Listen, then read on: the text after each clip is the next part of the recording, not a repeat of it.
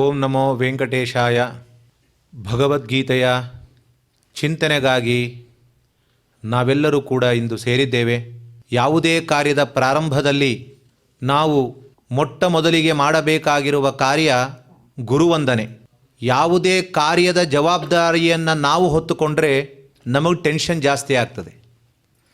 ಅದಕ್ಕೋಸ್ಕರ ಗುರುಗಳಲ್ಲಿ ಬಹಳವಾದ ವಿಶ್ವಾಸದಿಂದ ಅವರ ಪಾದಕಮಲಗಳಿಗೆ ನಮ್ಮ ಕಾರ್ಯದ ಜವಾಬ್ದಾರಿಯನ್ನು ವಹಿಸಿಕೊಟ್ಟರೆ ಆ ಕಾರ್ಯವನ್ನೆಲ್ಲ ನಿರ್ವಿಘ್ನವಾಗಿ ಪರಿಸಮಾಪ್ತಿ ಮಾಡುವಂಥವರು ಗುರುಗಳು. ಯಾಕೆ ಅಂದರೆ ಗುರುಗಳು ಶಿಷ್ಯರ ಮೇಲೆ ಅಷ್ಟು ವಾತ್ಸಲ್ಯ. ಭಗವಂತ ಏನಾದರೂ ಶಿಷ್ಯನ ಮೇಲೆ ಕೋಪಗೊಂಡಿದ್ದರೆ ಗುರು ಹತ್ರ ಹೋಗಿ ಶರಣು ಆದರೆ ಗುರುಗಳು ಭಗವಂತನ ಹತ್ರ ಒಂದು ಪತ್ರನೋ ಅಥವಾ ಮಾತನಾಡಿ ನಮ್ಮ ಶಿಷ್ಯನ ಮೇಲೆ ಅನುಗ್ರಹ ಮಾಡುವಂತ ಹೇಳಿ ಸರಿ ಮಾಡಿಬಿಡ್ತಾರೆ. ಆದರೆ ಗುರುಗಳು ಕೋಪಗೊಂಡರೆ ಗುರುಗಳೂ ತಿರಸ್ಕಾರ ಮಾಡಿದ್ದಾರೆ, ಭಗವಂತನೂ ತಿರಸ್ಕಾರ ಮಾಡ್ತಾನೆ. ಹಾಗಾಗಿ ತುಂಬ ಕಾರುಣಿಕರು ಗುರುಗಳು. ಅಂತಹ ಗುರುಗಳನ್ನು ನಾವು ವಿಶ್ವಾಸಪೂರ್ವಕವಾಗಿ ನಂಬಿಕೆಯಿಂದ ಶರಣು ಹೋಗಿ ನಮ್ಮೆಲ್ಲ ದುಃಖ ದುಮ್ಮಾನಗಳನ್ನು ಅವರ ಹತ್ರ ಹೇಳಿಕೊಂಡ್ರೆ ಅದಕ್ಕೆ ಪರಿಹಾರವನ್ನು ಕೊಟ್ಟೇ ಕೊಡ್ತಾರೆ ಎಂಬುದೇ ಶಾಸ್ತ್ರದಲ್ಲಿರುವಂತಹ ಕೆಲವು ಮುತ್ತಿನಂತಹ ಮಾತುಗಳನ್ನು ನಾವು ನೋಡಿದ್ದೇವೆ. ಹಾಗಾಗಿ ಅವಶ್ಯವಾಗಿ ನಾವೆಲ್ಲರೂ ಈ ಒಂದು ಕಾರ್ಯಕ್ರಮದ ಪ್ರಾರಂಭದಲ್ಲಿ ಗುರುಗಳ ಪ್ರಾರ್ಥನೆಯನ್ನು ಮಾಡೋಣ. ಸಮಾಶ್ರಯೇದ್ ಗುರುಂ ಭಕ್ತ್ಯಾ ಮಹಾವಿಶ್ವಾಸಪೂರ್ವಕಂ ನಿಕ್ಷಿಪೇತ್ ಸರ್ವಭಾರಾಂಶ್ಚ ಗುರೋ ಶ್ರೀ ಪಾದ ಪಂಕಜೇ.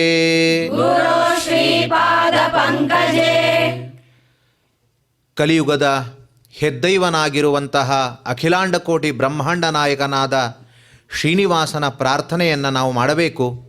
ಯಾಕೆ ಅಂದರೆ ದೇವರನ್ನು ನಾವು ಹೇಗೆ ಇದ್ದಾನೆ ಅಂತ ಚಿಂತಿಸ್ತೇವೋ ಆ ರೀತಿ ಭಗವಂತ ನಮಗೆ ಅನುಗ್ರಹ ಮಾಡ್ತಾನಂತೆ. ಭಗವಂತನು ಯೇ ಮಾಂ ಯಥಾ ಉಪಾಸ್ಯಂತಿ ತಾಂ ತಥೈವ ಭಜಾಮ್ಯಹಂ.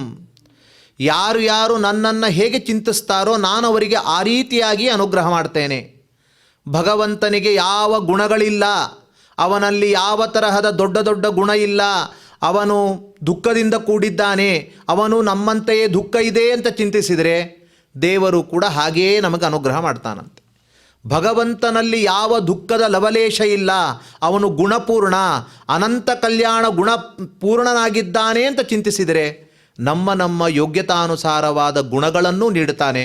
ಹಾಗಾಗಿ ಭಗವಂತನ ಆನಂದಮಯ ರೂಪವನ್ನು ನಾವು ಚಿಂತಿಸಿದರೆ ನಮ್ಮ ಜೀವಿತಾವಧಿಯ ಕೊನೆಯವರೆಗೂ ಆನಂದವನ್ನು ನೀಡಿಯೇ ಅವನು ಅನುಗ್ರಹಿಸ್ತಾನೆ.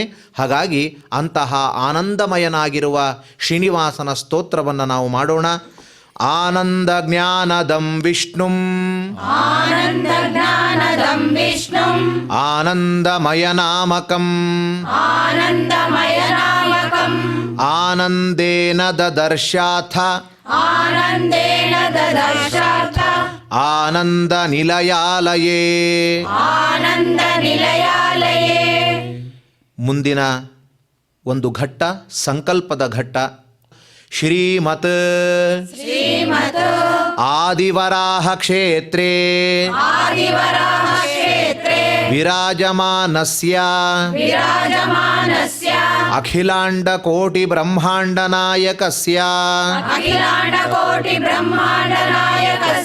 ಶ್ರೀ ಪದ್ಮಾವತಿ ಜಾನೇಃ ಭಗವತಃ ಶ್ರೀ ವೆಂಕಟೇಶ್ವರ ಸ್ವಾಮಿನಃ ಕೃಪಾಬಲೇನ ಜಗದ್ಗುರೋಃ ಶ್ರೀ ಗೋಪಾಲಕೃಷ್ಣಾನುಗ್ರಹೇಣ ಅಸ್ಮಾಕಂ ಸರ್ವೇಷಾಂ ಶರೀರಸ್ಯ ಮನಸಶ್ಚ ಬಲಸಿದ್ಧ್ಯರ್ಥಂ ಸಮಸ್ತಾನಾಂ ಆಧಿವ್ಯಾಧೀನಾಂ ನಿವಾರಣಾರ್ಥಂ ಸರ್ವಯಜ್ಞ ಫಲಪ್ರಾಪ್ತ್ಯರ್ಥಂ ಫಲಪ್ರಾಪ್ತ್ಯರ್ಥಂ ಸರ್ವಾಸಾಂ ಸರ್ವಾಸಾಂ ಸಂಪದಾಂ ಸಂಪದಾಂ ಪ್ರಾಪ್ತ್ಯರ್ಥಂ ಪ್ರಾಪ್ತ್ಯರ್ಥಂ ವಿದ್ಯಾರ್ಥಿನಾಂ ವಿದ್ಯಾರ್ಥಿನಾಂ ಬುದ್ಧಿಶಕ್ತಿ ಬುದ್ಧಿಶಕ್ತಿ ವೃದ್ಧಿದ್ವಾರ ವೃದ್ಧಿದ್ವಾರ ಪರೀಕ್ಷಾಸು ಪರೀಕ್ಷಾಸು ಉತ್ತೀರ್ಣತಾ ಸಿದ್ಧ್ಯರ್ಥಂ ಉತ್ತೀರ್ಣತಾ ಸಿದ್ಧ್ಯರ್ಥಂ ಅಧಿಕಾರಿಣಾಂ ಅಧಿಕಾರಿಣಾಂ ಸ್ವಸ್ವವಿಧಿ ಸ್ವಸ್ವವಿಧಿ ನಿರ್ವಹಣ ನಿರ್ವಹಣ ಕೌಶಲ ಸಿದ್ಧ್ಯರ್ಥಂ ಕೌಶಲ ಸಿದ್ಧ್ಯರ್ಥಂ ಸಮಸ್ತ ಪಾಪಕ್ಷಯಾರ್ಥಂ ಸಮಸ್ತ ಪಾಪಕ್ಷಯಾರ್ಥಂ ಜ್ಞಾನ ಭಕ್ತಿ ವೈರಾಗ್ಯ ಸಿದ್ಧ್ಯರ್ಥಂ ಜ್ಞಾನ ಭಕ್ತಿ ವೈರಾಗ್ಯ ಸಿದ್ಧ್ಯರ್ಥಂ ಶ್ರೀ ಗೋಪಾಲ ಕೃಷ್ಣ ಪ್ರೇರಣಯ ಶ್ರೀ ಗೋಪಾಲ ಕೃಷ್ಣ ಪ್ರೇರಣಯ ಶ್ರೀ ಗೋಪಾಲ ಕೃಷ್ಣ ಪ್ರೀತ್ಯರ್ಥಂ ಶ್ರೀ ಗೋಪಾಲ ಕೃಷ್ಣ ಪ್ರೀತ್ಯರ್ಥಂ ಶ್ರೀಮದ್ ಭಗವದ್ಗೀತಾಯಾಃ ಶ್ರೀಮದ್ ಭಗವದ್ಗೀತಾಯಾಃ ದಶಮಾಧ್ಯಾಯಾಂತರ್ಗತ ದಶಮಾಧ್ಯಾಯಾಂತರ್ಗತ ಶ್ಲೋಕಪಾರಾಯಣಂ ಶ್ಲೋಕಪಾರಾಯಣಂ ತಥಾ ತಥಾ ಭಗವದ್ಗೀತಾ ಶ್ರವಣಂಚ ಭಗವದ್ಗೀತಾ ಶ್ರವಣಂಚ ಕರಿಷ್ಯಾಮಹೇ. ಕರಿಷ್ಯಾಮಹೇ. ಭಗವಂತನ ಉದ್ದೇಶವಾದ ಸಂಕಲ್ಪವನ್ನು ನಡೆಸಿಯೂ ತದನಂತರ ಮತ್ತೆ ದೇವರ ಪ್ರಾರ್ಥನೆ ಅಂತ. ಯಾಕೆಂದರೆ ಎಷ್ಟು ದೇವರ ಪ್ರಾರ್ಥನೆಯನ್ನು ಮಾಡಿಕೊಂಡು ಮುಂದೆ ಸಾಗ್ತೇವೆ ಅಷ್ಟು ನಮ್ಮ ಕಾರ್ಯಗಳು ಬೇಗ ಸಂಪೂರ್ಣವಾಗ್ತದೆ ಅಂತ. ಹಾಗಾಗಿ ಅಂತಹ ಕೃಷ್ಣ ಪರಮಾತ್ಮನು ಸಂಸಾರದ ಸಕಲ ಕಷ್ಟಗಳನ್ನು ದೂರ ಮಾಡುವ ದೇವತೆ. ಕೃಷ್ಣನು ಹೇಗೆ ಚಕ್ರವನ್ನು ಕೈಯಲ್ಲಿ ಹಿಡಿದಿದ್ದಾನೋ ಹಾಗೆ ಒಂದು ಕೈಯಲ್ಲಿ ಹಗ್ಗ ಇನ್ನೊಂದು ಕೈಯಲ್ಲಿ ಮಥನ ಮಾಡುವ ಕಡಗೋಲನ್ನು ಹಿಡಿದಿದ್ದಾನೆ ಅಂತೆ. ಯಾಕೆ ಅಂದರೆ ಸಂಸಾರದಲ್ಲಿ ಇರುವಂತಹ ಭಕ್ತರಿಗೆ ಸಕಲ ಅಭೀಷ್ಟಗಳನ್ನು ಕೊಟ್ಟು ಬಿಡೋಣ ಅಂತ.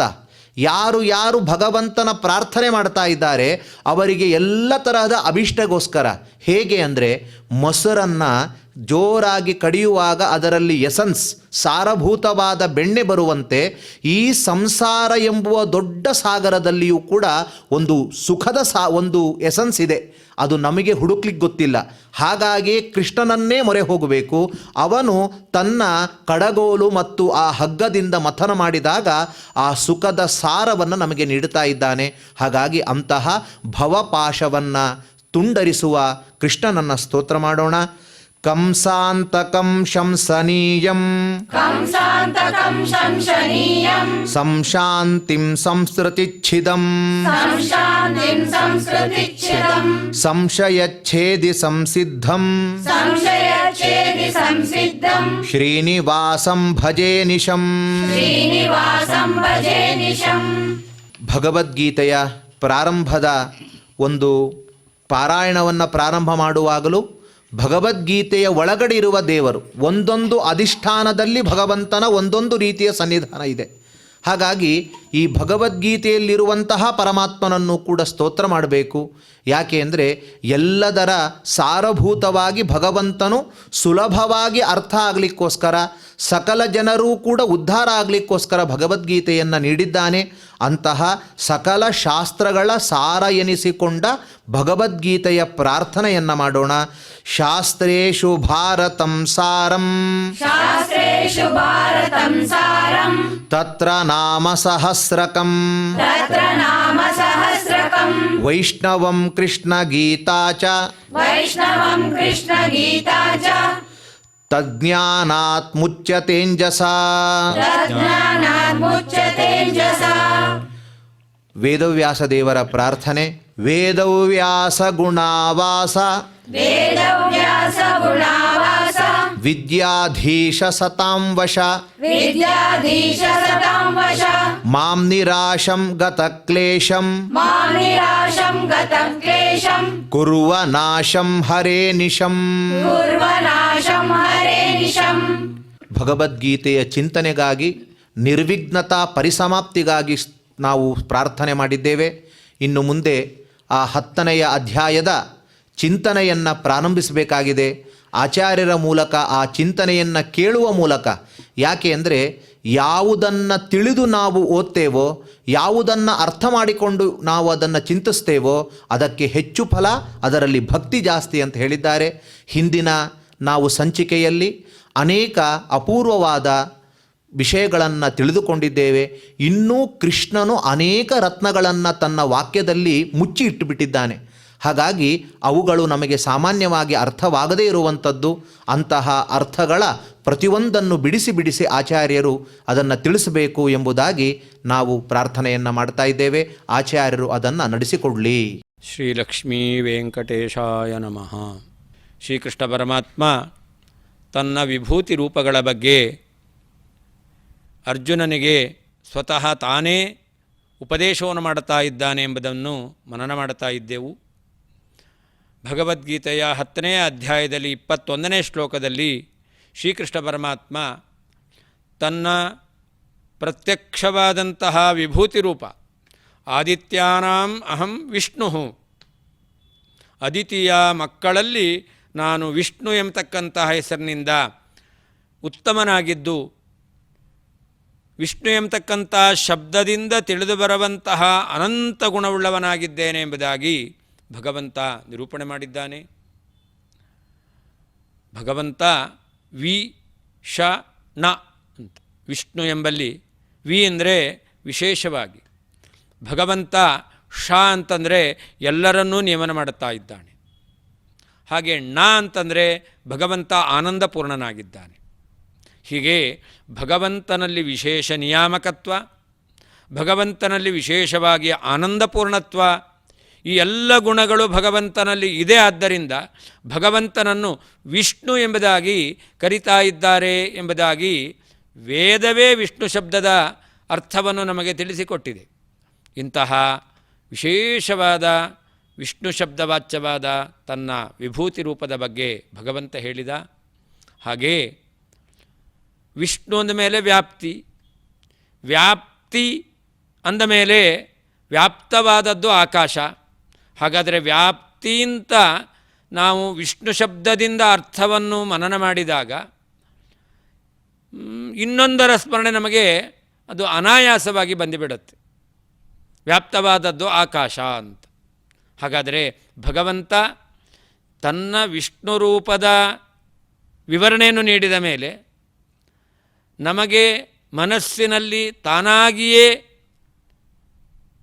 ತೋರುವಂತಹ ಯಾವ ವ್ಯಾಪ್ತವಾದ ಆಕಾಶ ಇದೆ, ಅಲ್ಲಿ ತನ್ನ ವಿಭೂತಿ ರೂಪದ ಬಗ್ಗೆ ವಿವರಣೆಯನ್ನು ನೀಡುತ್ತಾ ಇದ್ದಾನೆ. ಆಕಾಶದಲ್ಲಿ ನೇರವಾಗಿ ಅಲ್ಲ, ಆಕಾಶದಲ್ಲಿ ಇರುವ ಪ್ರಕಾಶಮಯನಾಗಿರ್ತಕ್ಕಂತಹ ಸೂರ್ಯ, ಆ ಸೂರ್ಯನಲ್ಲಿ ಭಗವಂತ ರವಿ ಎಂಬತಕ್ಕಂಥ ಶಬ್ದದಿಂದ ವಿಭೂತಿ ರೂಪದಲ್ಲಿ ಸನ್ನಿಹಿತನಾಗಿದ್ದಾನೆ. ಭಗವಂತನ ವಿಭೂತಿ ರೂಪಗಳ ಉಪಾಸನೆ ಅಂತ ಆಲೋಚನೆ ಮಾಡಿದಾಗ ಪ್ರತಿನಿತ್ಯ ಭಗವಂತನನ್ನು ಗಾಯತ್ರಿ ಮಂತ್ರದ ಮೂಲಕ ನಾವು ಉಪಾಸನೆ ಮಾಡಬೇಕು. ಆ ಗಾಯತ್ರಿ ಮಂತ್ರವನ್ನು ನಾವು ಅನುಸಂಧಾನ ಮಾಡಬೇಕಾದರೆ ಗಾಯತ್ರಿ ಮಂತ್ರದಿಂದ ಸೂರ್ಯಮಂಡಲ ಅಂತರ್ಯಾಮಿಯಾಗಿರ್ತಕ್ಕಂತಹ ನಾರಾಯಣನನ್ನು ನಾವು ಚಿಂತನೆ ಮಾಡ್ತೇವೆ. ಧ್ಯೇಯ ಸದಾ ಸವಿತೃಮಂಡಲ ಮಧ್ಯವರ್ತಿ ನಾರಾಯಣ ಅಂತ ಗಾಯತ್ರಿ ಮಂತ್ರದ ಧ್ಯಾನ ಶ್ಲೋಕವನ್ನು ನಾವು ಪಠನೆ ಮಾಡಬೇಕಾದರೆ ನಾರಾಯಣ ಸವಿತೃಮಂಡಲ ಮಧ್ಯವರ್ತಿ ಅಂತ, ಸೂರ್ಯಮಂಡಲದ ಅಂತರ್ಯಾಮಿಯಾದವನು ಅಂತ ಚಿಂತನೆ ಮಾಡುತ್ತೇವೆ. ಹಾಗಾದರೆ ಭಗವಂತನ ಚಿಂತನೆ ಅಂತ ಬಂದಾಗ ದೈನಂದಿನ ಚಿಂತನೆ ಅದರ ಮುಖ್ಯ ಪ್ರತಿಮೆ ಎಂಬತಕ್ಕಂಥದ್ದು ಸೂರ್ಯ. ಹಾಗಾದರೆ ಭಗವಂತ ಆ ಸೂರ್ಯನಲ್ಲಿ ತನ್ನ ವಿಭೂತಿ ರೂಪ, ಸೂರ್ಯನಲ್ಲಿಯೇ ಪ್ರತಿ ದಿವಸ ಭಗವಂತನ ಆ ಅನುಸಂಧಾನ ಧ್ಯಾನವನ್ನು ನಾವು ಮಾಡಬೇಕು ಅಂತಾದರೆ ಆ ಸೂರ್ಯನಲ್ಲಿ ಒಂದು ಮಹತ್ವ ಇರಬೇಕು. ಹಾಗಾದರೆ ಆ ಸೂರ್ಯನಲ್ಲಿ ಅಂತಹ ಎಲ್ಲರಿಂದಲೂ ಉಪಾಸನೆಗೆ ಯೋಗ್ಯವಾಗಿರ್ತಕ್ಕಂತಹ ಆ ಪ್ರತಿಮಾರೂಪತ್ವ ಎಂಬತಕ್ಕಂಥದ್ದು ಬರಲಿಕ್ಕೇನು ಕಾರಣ? ಭಗವಂತ ರವಿಶಬ್ದದಿಂದ ಸೂರ್ಯನಲ್ಲಿ ತನ್ನ ವಿಭೂತಿ ರೂಪದಿಂದ ಸನ್ನಿಹಿತನಾಗಿದ್ದಾನೆ. ಆದ್ದರಿಂದ ಆ ಸೂರ್ಯನಿಗೆ ಇತರ ಉಪಾಸನೆಗೆ ಯೋಗ್ಯವಾದ ಪ್ರತಿಮೆಗಳಿಗಿಂತ ವಿಶಿಷ್ಟವಾಗಿರ್ತಕ್ಕಂತಹ ಒಂದು ಮಹತ್ವ ಎಂಬತಕ್ಕಂಥದ್ದಿದೆ. ಆದ್ದರಿಂದ ಪ್ರತಿ ದಿವಸ ಸೂರ್ಯಾಂತರ್ಯಾಮಿಯಾಗಿರ್ತಕ್ಕಂತಹ ಪರಮಾತ್ಮನನ್ನು ನಾವು ಉಪಾಸನೆ ಮಾಡ್ತಾ ಇದ್ದೇವೆ. ಈಶಾವಾಸ್ಯ ಉಪನಿಷತ್ತಿನಲ್ಲಿ ಸೂರ್ಯ ಪ್ರತಿಮೆಯಲ್ಲಿ ಭಗವಂತನ ಉಪಾಸನೆಯನ್ನು ಮಾಡಬೇಕು, ಸೂರ್ಯಾಂತರ್ಯಾಮಿಯಾಗಿರ್ತಕ್ಕಂತಹ ಪರಮಾತ್ಮನನ್ನು ಪ್ರಾರ್ಥನೆ ಮಾಡಬೇಕು ಎಂಬತಕ್ಕಂತಹ ಒಂದು ಚಿಂತನೆಯನ್ನು ನಾವು ಕಾಣ್ತೇವೆ. ಹಿರಣ್ಮಯೇನ ಪಾತ್ರೇಣ ಸತ್ಯಸ್ಯಾಪಿ ಹಿತಂ ಮುಖಂ ತತ್ವಂ ಪೂಷನ್ ಅಪಾವೃಣು ಸತ್ಯಧರ್ಮಾಯ ದೃಷ್ಟಯೇ ಅಂತ. ಭಗವಂತನನ್ನು ನಾವು ಕಾಣಬೇಕಾಗಿದೆ, ಭಗವಂತನನ್ನೇ ಪ್ರಾರ್ಥನೆ ಮಾಡತಕ್ಕಂಥದ್ದು. ಅಲ್ಲಿ ಸ್ಪಷ್ಟವಾಗಿ ಭಗವಂತ ಸೂರ್ಯಮಂಡಲದ ಒಳಗಡೆ ಸನ್ನಿಹಿತನಾಗಿದ್ದಾನೆ. ಸೂರ್ಯಮಂಡಲ ನಾವು ಕಾಣ್ತಾ ಇದ್ದೇವೆ, ಸೂರ್ಯಮಂಡಲ ನಮ್ಮ ಕಣ್ಣಿಗೆ ಕಾಣ್ತಾ ಇದೆ, ಸೂರ್ಯಮಂಡಲವನ್ನು ನೋಡ್ತಾ ಇದ್ದೇವೆ. ಆದರೆ ಸೂರ್ಯಮಂಡಲದ ಒಳಗಡೆ ಸನ್ನಿಹಿತನಾಗಿರ್ತಕ್ಕಂತಹ ಪರಮಾತ್ಮನನ್ನು ನಾವು ಕಾಣ್ತಾ ಇಲ್ಲ. ಪರದೆಯನ್ನು ಕಾಣ್ತೇವೆ, ಪರದೆಯೊಳಗೆ ಅಂತರ್ಹಿತನಾದಂತಹ ವ್ಯಕ್ತಿಯನ್ನು ನಾವು ಕಾಣೋದಿಲ್ಲ. ಹೇಗೋ ಹಾಗೆಯೇ ಪರಮಾತ್ಮನೂ ಕೂಡ ಇಲ್ಲಿ ಒಂದು ಪರದೆಯಿಂದ ಕಾಣದಂತೆ ಅವನು ಆವೃತನಾಗಿದ್ದಾನೆ. ಯಾವುದು ಆ ಪರದೆ? ಅದನ್ನು ಹೇಳ್ತಾ ಇದ್ದಾರೆ, ಹಿರಣ್ಮಯೇನ ಪಾತ್ರೇಣ ಸತ್ಯಸ್ಯ ಅಪಿಹಿತಂ ಮುಖಂ. ಮುಖ ಅಂದರೆ ಮುಖ ಅಂತಲ್ಲ. ನಾವು ಹೇಳ್ತೇವೆ ಲೋಕದಲ್ಲಿ ಅವನು ಮುಖ ನೋಡಲ್ಲ. ಮುಖ ನೋಡಲ್ಲ ಅಂದರೆ ಅವನ ಕಾಲು ನೋಡ್ತೇವೆ, ಅವನ ಉಳಿದ ದೇಹ ಭಾಗ ನೋಡ್ತೇವೆ ಅಂತ ಅರ್ಥ ಅಲ್ಲ. ಅವನ ಶರೀರವನ್ನೇ ನೋಡಲ್ಲ, ಅವನನ್ನು ನೋಡಲಿಕ್ಕೆ ನನಗೆ ಇಷ್ಟ ಇಲ್ಲ ಅಂತ ಅರ್ಥ. ಹಾಗೆ ಇಲ್ಲಿ ಮುಖ ಅಂತಂದರೆ ಪ್ರಧಾನವಾದದ್ದು ಶರೀರದಲ್ಲಿ ಮುಖ, ಉಳಿದೆಲ್ಲ ಅವಯವಗಳು ಭಗವಂತನ ಸ್ವರೂಪ ಅಂತ ಅರ್ಥ. ಆ ಪರಮಾತ್ಮನ ಸ್ವರೂಪ ಅದು ಸೂರ್ಯಮಂಡಲದಿಂದ ಆವೃತವಾಗಿದೆ. ಅಂತಹ ಸೂರ್ಯಮಂಡಲದ ಒಳಗಡೆ ಇರತಕ್ಕಂಥ ಭಗವಂತ ಆ ಸೂರ್ಯಮಂಡಲ ಎಂಬತಕ್ಕಂಥ ಪರದೆಯನ್ನು ಸರಿಸಿ ತತ್ವಂ ಪೂಷನ್ ಅಪಾವೃಣು, ಪೂರ್ಣನಾದಂತಹ ಸೂರ್ಯಮಂಡಲಾಂತರ್ಯಾಮಿಯಾದ ಪರಮಾತ್ಮನೇ ನೀನು ಆ ಪರದೆಯನ್ನು ದೂರ ಸರಿಸು, ನಿನ್ನ ಭಕ್ತನಾದಂತಹ ನನಗೆ ದರ್ಶನವನ್ನು ಕೊಡು ಅಂತ ನಾವು ಪ್ರಾರ್ಥನೆ ಮಾಡತಕ್ಕಂಥದ್ದನ್ನು ಆ ಈಶಾವಾಸ್ಯ ಮಂತ್ರದಲ್ಲಿ ಕಾಣುತ್ತೇವೆ. ಹಾಗೆಯೇ ಇಲ್ಲಿಯೂ ಕೂಡ ಭಗವಂತನ ಉಪಾಸನೆಗೆ ಮುಖ್ಯವಾಗಿರ್ತಕ್ಕಂತಹ ಪ್ರತಿಮೆ ಅಂತಂದರೆ ಅದು ರವಿ, ಸೂರ್ಯ. ಆ ಸೂರ್ಯನಲ್ಲಿ ಉಪಾಸನೆಗೆ ಕಾರಣ ಭಗವಂತನ ವಿಭೂತಿ ರೂಪದ ಸನ್ನಿಧಾನ. ಅಲ್ಲಿರುವಂಥ ಭಗವಂತನ ವಿಭೂತಿ ರೂಪ ಅದು ರವಿ ಎಂಬತಕ್ಕಂಥದ್ದು ಅಂತ. ರವಿ ಅಂದ್ರೇನು ಅಂತಂದರೆ ರವ ಉಳ್ಳವನು ರವಿ ಅಂತ. ರವ ಅಂದರೆ ಲೋಕದಲ್ಲಿ ಪ್ರಸಿದ್ಧವಾದ ರವ ಅಲ್ಲ. ರವ ಅಂದರೆ ಶಬ್ದ ಅಂತ ಅರ್ಥ. ಶಬ್ದ ಅಂತಂದರೆ ವೇದಗಳು ಅಂತ ಅರ್ಥ. ಹಾಗಾದರೆ ರವಿ ಅಂತಂದರೆ ವೇದಗಳಿಂದ ತಿಳಿಯಲ್ಪಡುವವನು ಅಂತ ಅರ್ಥ. ವೇದವೇದ್ಯ ಅಂತ ಅರ್ಥ. ಪರಮಾತ್ಮನನ್ನು ತಿಳ್ಕೊಳ್ಬೇಕು ಅಂತಂದರೆ ನೇಂದ್ರಿಯಾಣಿ ನಾನುಮಾನಂ, ಇಂದ್ರಿಯಗಳ ಮೂಲಕ ನೋಡಿ ತಿಳ್ಕೊಳ್ಳಿಕ್ಕಾಗೋದಿಲ್ಲ, ಯುಕ್ತಿಯ ಮೂಲಕ ಊಹಿಸಿ ತಿಳ್ಕೊಳ್ಳಿಕ್ಕೆ ಸಾಧ್ಯ ಇಲ್ಲ. ಮತ್ತು ವೇದಾಹ ಏವಹಿ ಏನಂ ಆವೇದಯಂತಿ, ವೇದಗಳ ಮೂಲಕೇ ತಿಳ್ಕೊಳ್ಬೇಕು, ಶಬ್ದದ ಮೂಲಕವೇ ಪರಮಾತ್ಮನ ತಿಳ್ಕೊಳ್ಬೇಕು. ಆಮ್ನಾಯೈಕ ವೇದ್ಯೋ ಹರಿಹಿ, ಪರಮಾತ್ಮನನ್ನು ಆಮ್ನಾಯಗಳ ಮೂಲಕ ವೇದಗಳ ಮೂಲಕವೇ ತಿಳ್ಕೊಳ್ಬೇಕು. ಹಾಗಾದರೆ ಪರಮಾತ್ಮನ ಅರಿವನ್ನು ತಂದುಕೊಡ್ತಕ್ಕಂಥದ್ದು ರವ, ವೇದ. ಆ ವೇದದಿಂದ ತಿಳಿಯಲ್ಪಡುವವನು ಪರಮಾತ್ಮ ರವಿ ಎಂಬುದಾಗಿ ಪರಮಾತ್ಮನನ್ನು ಕರೀತಾ ಇದ್ದಾರೆ. ಹಾಗಾದರೆ ಆ ರವಿ ಶಬ್ದವಾಚ್ಯನಾದಂತಹ ಸೂರ್ಯನಲ್ಲಿ ಭಗವಂತ ವೇದ ಪ್ರತಿಪಾದ್ಯನಾಗಿ ಅವನು ಅಲ್ಲಿ ಸನ್ನಿಹಿತನಾಗಿದ್ದಾನೆ. ಸೂರ್ಯನೂ ಕೂಡ ರವಿ.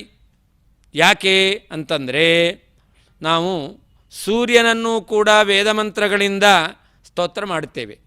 ಸೂರ್ಯನನ್ನು ನಾವು ಪ್ರತಿ ದಿವಸ ಸ್ತೋತ್ರ ಮಾಡಬೇಕಾದರೆ ಅನೇಕ ವೇದಮಂತ್ರಗಳಿಂದ ಸೂರ್ಯ ಉಪಸ್ಥಾನವನ್ನು ನಾವು ಮಾಡುತ್ತೇವೆ.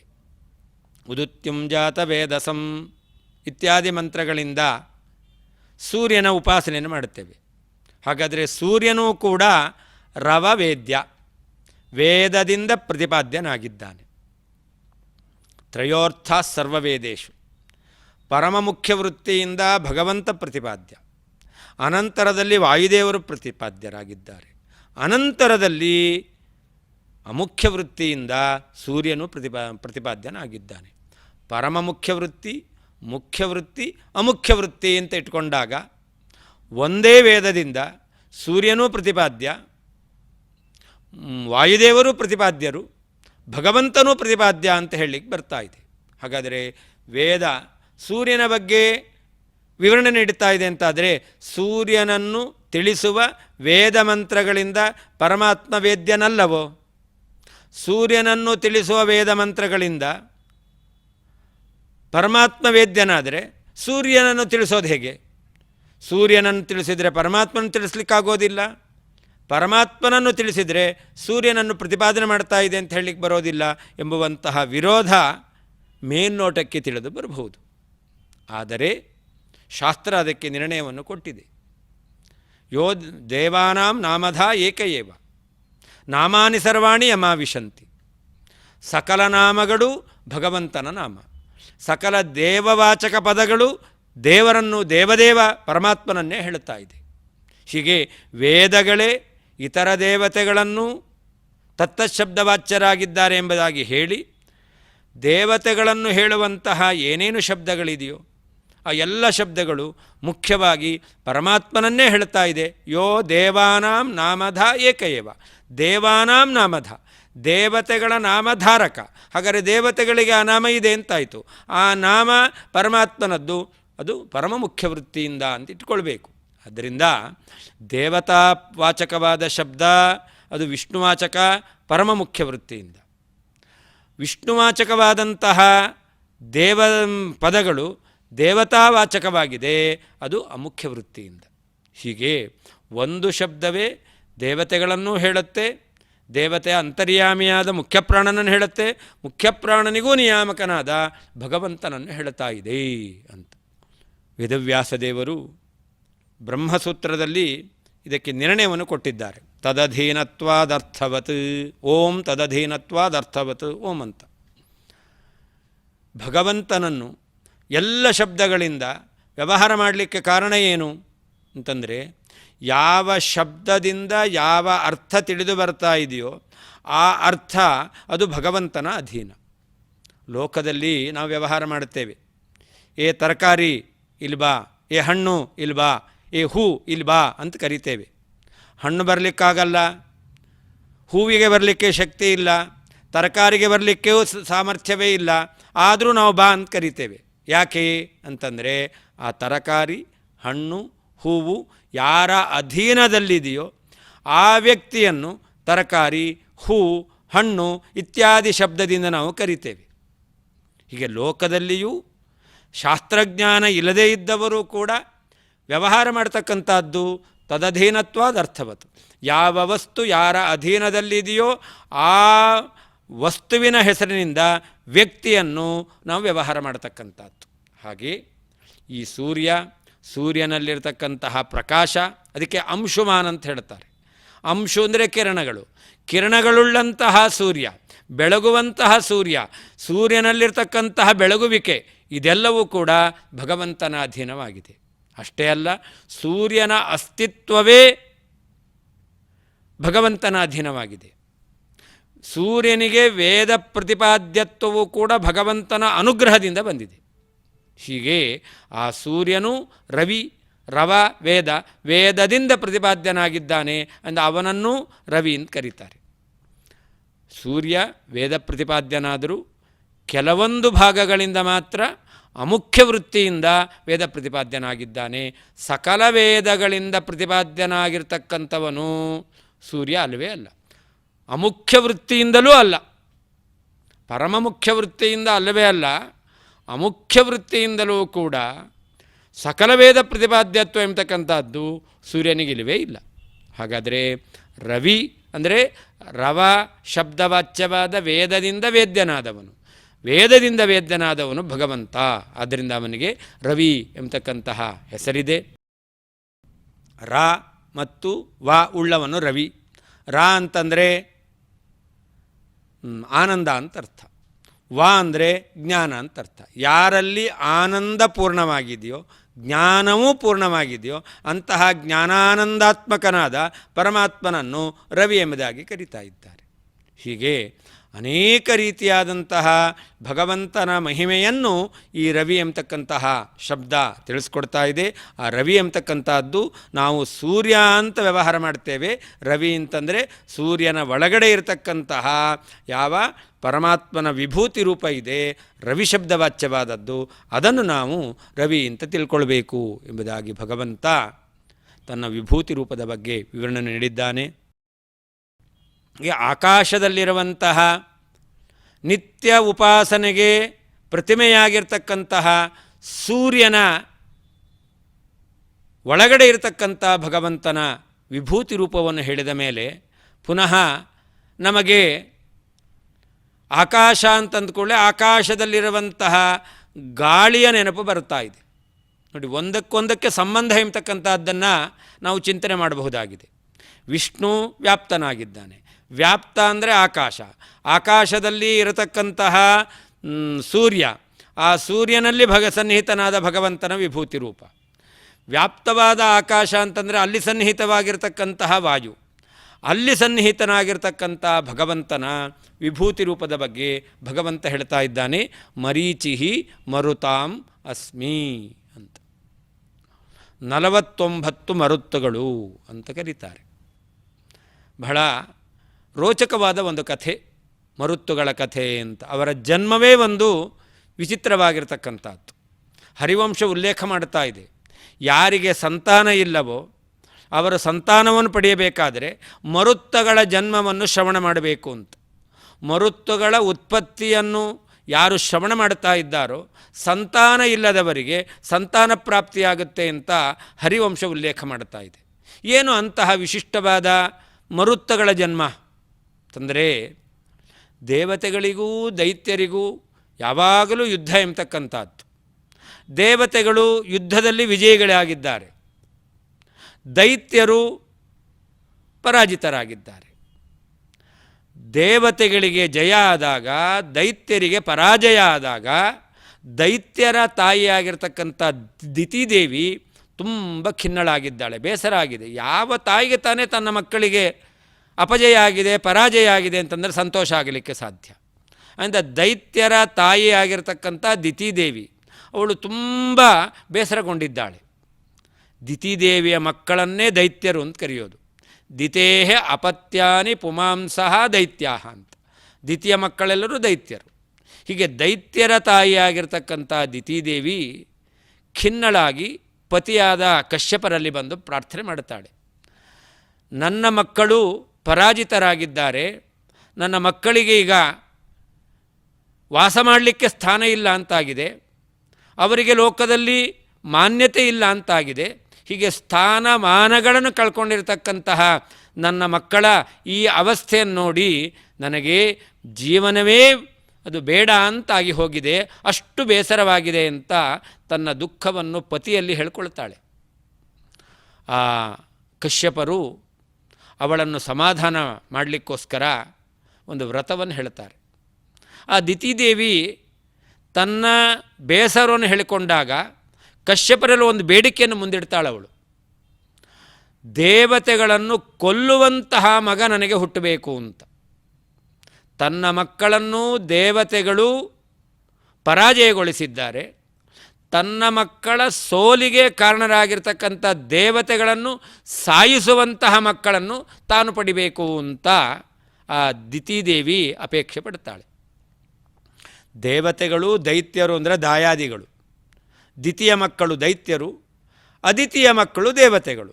ಅಂದರೆ ಅದಿತಿಯ ಮಕ್ಕಳಿಗೂ ಕಶ್ಯಪರದ್ದೇ ಮಡದಿಯಾಗಿರ್ತಕ್ಕಂತಹ ದಿತಿದೇವಿಯ ಮಕ್ಕಳಿಗೂ ಇಬ್ಬರೂ ಕಶ್ಯಪರ ಹೆಂಡತಿಯರೇ. ಅವರ ಮಕ್ಕಳಲ್ಲಿ ಆಗಾಗ ಕೋಲಾಹಲ, ಕಲಹ, ಯುದ್ಧ ಇದೆಲ್ಲವೂ ನಡೀತಾ ಇತ್ತು. ಇಂತಹ ಯುದ್ಧದಲ್ಲಿ ಪರಾಜಯಗೊಂಡಂತಹ ದೈತ್ಯರ ಅವಸ್ಥೆಯನ್ನು ಕಂಡಂತಹ ದಿತಿದೇವಿ ಆ ದೇವತೆಗಳನ್ನು ಸಾಯಿಸುವ ಮಕ್ಕಳನ್ನು ಪಡಿಬೇಕು ಅಂತ ಅವಳು ಪ್ರಾರ್ಥನೆ ಮಾಡಿದಾಗ ಕಶ್ಯಪರು ಒಂದು ವ್ರತವನ್ನು ಹೇಳ್ತಾರೆ. ನೀನು ಒಂದು ವ್ರತವನ್ನು ಮಾಡಬೇಕು, 100 ವರ್ಷಗಳ ಕಾಲ ಗರ್ಭವನ್ನು ಧಾರಣೆ ಮಾಡಬೇಕು. ಆ ಗರ್ಭ ಧಾರಣೆ ಮಾಡಿದಾಗ ಸ್ವಲ್ಪವೂ ಕೂಡ ನಿನ್ನಿಂದ ಶಾಸ್ತ್ರಕ್ಕೆ ವಿರುದ್ಧವಾಗಿರ್ತಕ್ಕಂತಹ ನಡವಳಿಕೆ ಇರಬಾರದು.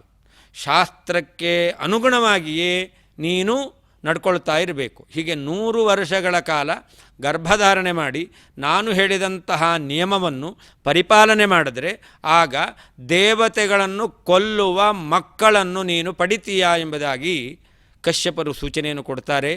ಅದರಂತೆ ದಿತಿದೇವಿ ಕಶ್ಯಪರಿಂದ ಗರ್ಭವನ್ನು ಧಾರಣೆ ಮಾಡಿ ಅವಳು ಗರ್ಭಿಣಿಯಾಗಿದ್ದಾಗ ಸ್ವಲ್ಪವೂ ತಪ್ಪದ ಹಾಗೆ ಶಾಸ್ತ್ರದಲ್ಲಿ ಹೇಳಿದ ಒಂದೊಂದು ನಿಯಮಗಳನ್ನು ಕೂಡ ಶ್ರದ್ಧೆಯಿಂದ ಭಕ್ತಿಯಿಂದ ಅವಳು ಅನುಷ್ಠಾನ ಮಾಡುತ್ತಾ ಇದ್ದಾಳೆ. ಇಂದ್ರನಿಗೆ ಈ ವಿಚಾರ ತಿಳಿಯಿತು.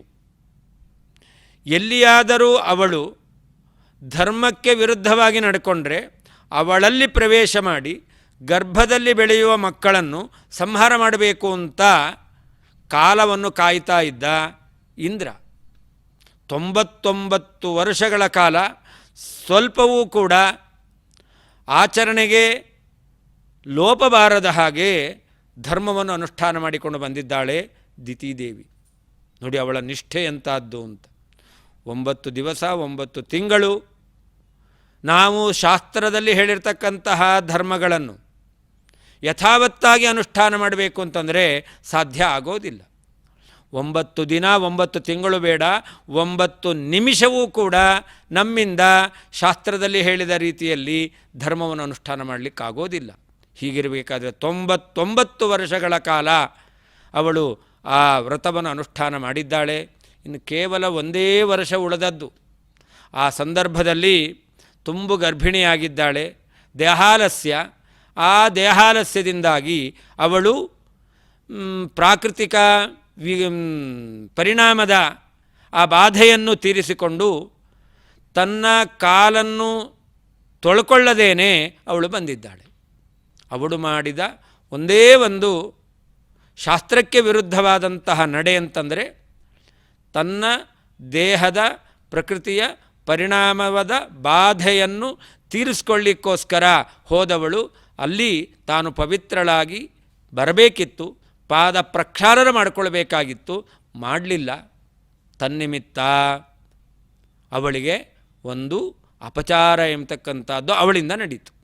ಇದೇ ಸಮಯವನ್ನು ನಿರೀಕ್ಷೆ ಮಾಡ್ತಾ ಇದ್ದಂತಹ ಇಂದ್ರ ಇಷ್ಟು ದಿನಗಳ ಕಾಲ ನಿಷ್ಠೆಯಿಂದ ಧರ್ಮವನ್ನು ಅಷ್ಟೂ ಪರಿಪಾಲನೆ ಮಾಡಿರ್ತಕ್ಕಂತಹ ದಿತಿಯಲ್ಲಿ ಪ್ರವೇಶ ಮಾಡಲಿಕ್ಕೆ ಅವಕಾಶ ಇಲ್ಲ ಅಂತಾಗಿತ್ತು. ಆದರೆ ಈ ಒಂದು ಅಧರ್ಮ ಅವಳಿಂದ ನಡೆದಿದ್ದರಿಂದಾಗಿ ಇಂದ್ರ ಅವಳಲ್ಲಿ ಪ್ರವೇಶ ಮಾಡ್ತಾನೆ. ಗರ್ಭದಲ್ಲಿದ್ದಂತಹ ಮಕ್ಕಳನ್ನು ಅವನು 7 ತುಂಡು ಮಾಡ್ತಾನೆ. 7 ತುಂಡು ಮಾಡಿದ್ರೂ ಕೂಡ ಆ ಮಗು ತುಂಡಾಯ್ತೇ ವಿನಃ ಸಾಯಲಿಲ್ಲ ಅಂತೆ. ನೋಡಿ, ಇದು ಕಶ್ಯಪ ಋಷಿಗಳ ಒಂದು ತಪಃಪ್ರಭಾವ. ಒಂದು ಮಗು ಅದಕ್ಕೆ ಆಯುಧಗಳಿಂದ ಹೊಡೆದಾಗ ಅದು ತುಂಡಾಗಬೇಕಾಗಿಲ್ಲ, ಹೊಡೆತಕ್ಕೆ ಸಾಯಬೇಕಾಗಿದೆ. ಆದರೆ ಇಲ್ಲಿ ಒಂದು ಮಗುವನ್ನು 7 ತುಂಡು ಮಾಡಿದ್ದಾನೆ, ಅದು ಸಾಯಲಿಲ್ಲ. ಆ 7 ತುಂಡುಗಳು ಕೂಡ ಬದುಕಿದ್ದಾವಂತೆ. ಒಂದೊಂದನ್ನು ಕೂಡ ಪುನಃ 7 ಮಾಡ್ತಾನೆ. ಒಂದು ತುಂಡನ್ನು 7 ತುಂಡಾಗಿ ಮಾಡಿದ. ಹೀಗೆ 7 ತುಂಡು 49 ತುಂಡುಗಳಾಗಿದೆ. ಆದರೂ ಆ ತುಂಡಿನಲ್ಲಿ ಚೇತನ ಇದೆ, ಜೀವ ಇದೆ, ಚೈತನ್ಯ ಇದೆ. ಅಲ್ಲಿ ಪುನಃ ಚಟುವಟಿಕೆ ನಡೀತಾ ಇದೆಯಂತೆ. ಆ ಗರ್ಭದಲ್ಲಿರುವಂಥ ಮಕ್ಕಳು ಜೋರಾಗಿ ಅಳ್ತಾ ಇದ್ದಾವಂತೆ. ಇಂದ್ರ ಅವುಗಳನ್ನು ಸಮಾಧಾನ ಮಾಡ್ತಾ ಮಾರುದಹ ಅಂತ ಹೇಳ್ದ, ಅಳಬೇಡಿ ಅಂತ. ಹೀಗೆ ಯಾರ ಬಗ್ಗೆ ಇಂದ್ರ ಅಳಬೇಡಿ ಅಂತ ಹೇಳಿದ್ರು ಅದೇ ಮರುತು ಅಂತಾಯಿತು. ಆ ದ್ವಿತೀಯ ಗರ್ಭದಲ್ಲಿ ಬೆಳೆದ ಇಂದ್ರನಿಂದ ಆಘಾತಕ್ಕೆ ಒಳಗಾಗಿದ್ದರೂ ಕೂಡ ಸಾಯದೇ ಇರತಕ್ಕಂತಹ ಯಾವ 49 ಮಕ್ಕಳಿದ್ದಾರೆ ಇವರನ್ನೇ ಮರುತ್ತಗಳು ಅಂತ ಕರೀತಾರೆ.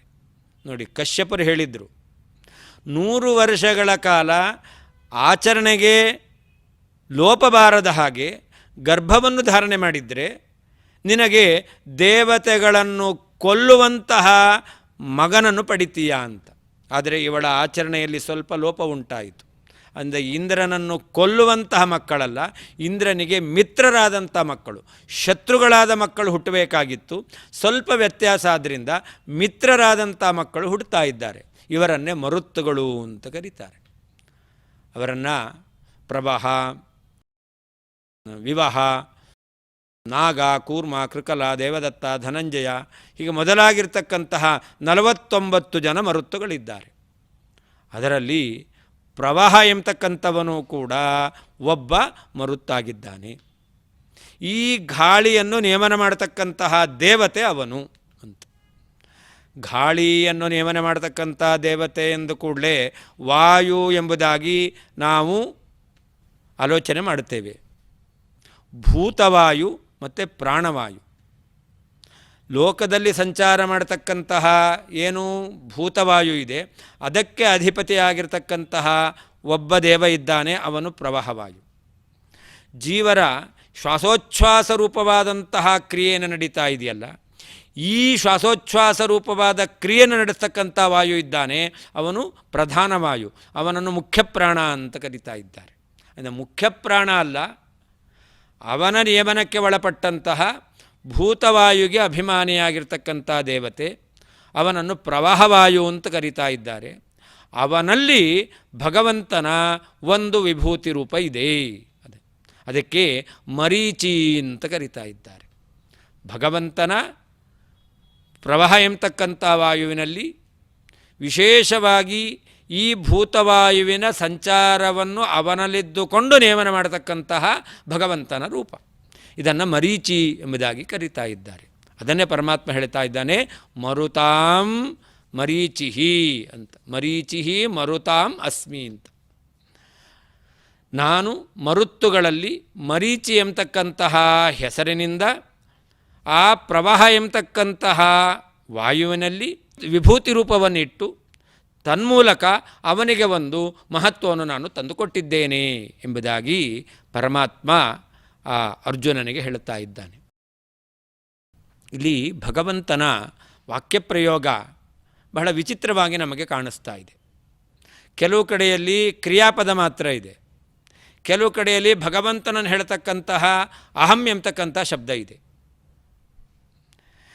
ಕೆಲವು ಕಡೆಯಲ್ಲಿ ಅಹಂ ಶಬ್ದ ಇಲ್ಲ, ಧಾತು ಮಾತ್ರ ಇದೆ, ಕೆಲವು ಕಡೆಯಲ್ಲಿ ಧಾತು ಇಲ್ಲ, ಅಹಂ ಶಬ್ದ ಇದೆ. ಪರಮಾತ್ಮ ಪ್ರಾರಂಭದಲ್ಲಿ ಆದಿತ್ಯಾನಾಂ ಅಹಂ ವಿಷ್ಣು ಅಂದ. ಇಲ್ಲಿ ಅಹಂ ಅಂತಿದೆ.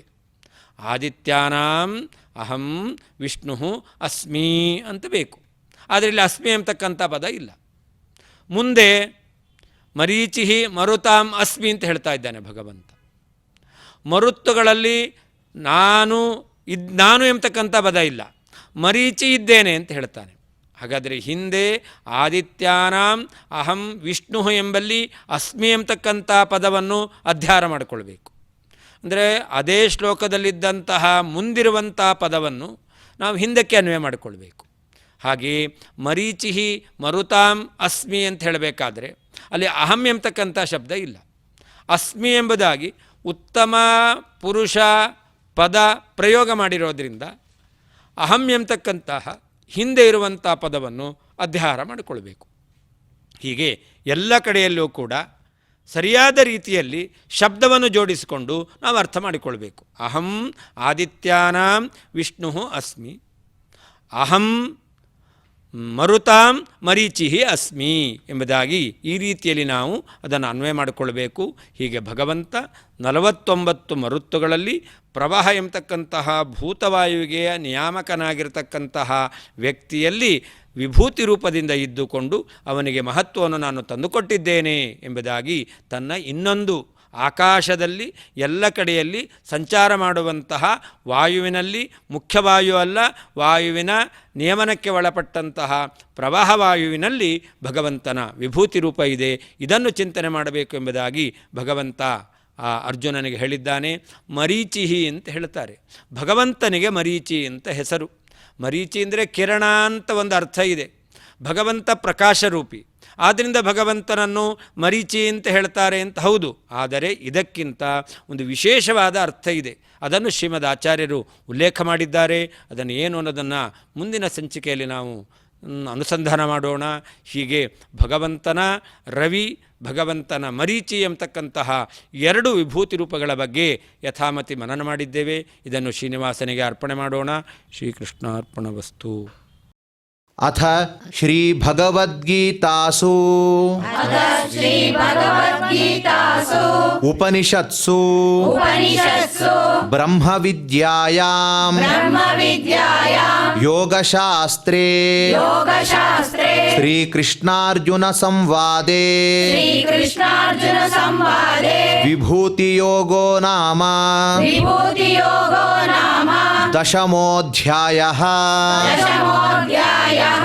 ಶ್ರೀಭಗವಾನುವಾಚ श्रीभगवानुवाच ಭೂಯ ಏವ ಮಹಾಬಾಹೋ भूय एव महाबाहो ಶೃಣು ಮೇ ಪರಮಂ ವಚಃ शृणु मे परमं वचः ಯತ್ತೇಹಂ ಪ್ರೀಯಮಾಣಾಯ यत्तेऽहं प्रीयमाणाय ವಕ್ಷ್ಯಾಮಿ ಹಿತಕಾಮ್ಯಯ वक्ष्यामि हितकाम्यया ನ ಮೇ ವಿಧುಃ ಸುರಗಣಾಃ न मे विदुःसुरगणाः ಪ್ರಭವಂ ನ ಮಹರ್ಷಯಃ प्रभवं न महर्षयः ಅಹಮಾದಿರ್ಹಿ ದೇವಾನಾಂ अहमादिदेवानां ಮಹರ್ಷೀಣಾಂ ಚ ಸರ್ವಶಃ महर्षीणां च सर्वशः ಯೋ ಮಾಮಜಮನಾದಿಂ ಚ यो मामजमनादिं च ವೇತಿ ಲೋಕಮಹೇಶ್ವರಂ वेत्ति लोकमहेश्वरम् ಅಸಮ್ಮೂಢಃ ಸಮರ್ಥ್ಯೇಷು असम्मूढस्य मर्तेषु ಸರ್ವಪಾಪೈಃ ಪ್ರಮುಚ್ಯತೆ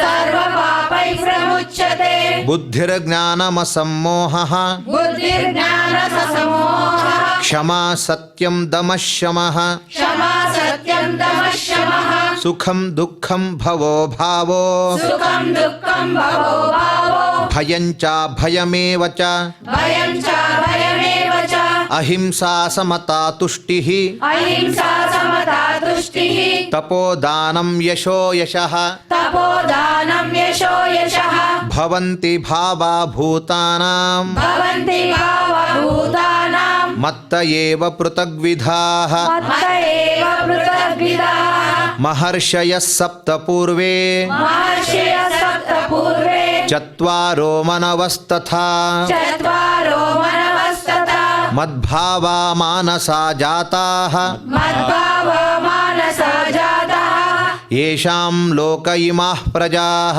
येषां लोक इमाः प्रजाः ಏತಾಂ ವಿಭೂತಿಂ ಯೋಗಂ ಚ एतां विभूतियोगं च ಮಮ ಯೋ ವೇತ್ತಿ ತತ್ವತಃ मम यो वेत्ति तत्त्वतः ಸೋವಿಕಂಪೇನ ಯೋಗೇನ सोऽविकम्पेन योगेन ಯುಜ್ಯತೆ ನಾತ್ರ ಸಂಶಯಃ युज्यते नात्र संशयः ಅಹಂ ಸರ್ವಸ್ಯ ಪ್ರಭವೋ अहं सर्वस्य प्रभवो ಮತ್ತಃ ಸರ್ವಂ ಪ್ರವರ್ತತೆ मत्तः सर्वं प्रवर्तते ಇತಿ ಮತ್ವಾ ಭಜಂತೆ ಮಾಂ इति मत्वा भजन्ते मां ಬುಧಾ ಭಾವ ಸಮನ್ವಿತಾಃ बुधा भावसमन्विताः ಮಚ್ಚಿತ್ತಾ ಮದ್ಗತ ಪ್ರಾಣಾಃ मच्चित्ता मद्गता प्राणाः ಬೋಧಯಂತಃ ಪರಸ್ಪರಂ बोधयन्तः परस्परं ಕಥಯಂತಶ್ಚ ಮಾಂ ನಿತ್ಯಂ कथयन्तश्च मां नित्यं ತುಷ್ಯಂತಿ ಚ ರಮಂತಿ ಚ तुष्यन्ति च रमन्ति च ತೇಷಾಂ ಸತತಯುಕ್ತಾನಾಂ तेषां सततयुक्तानां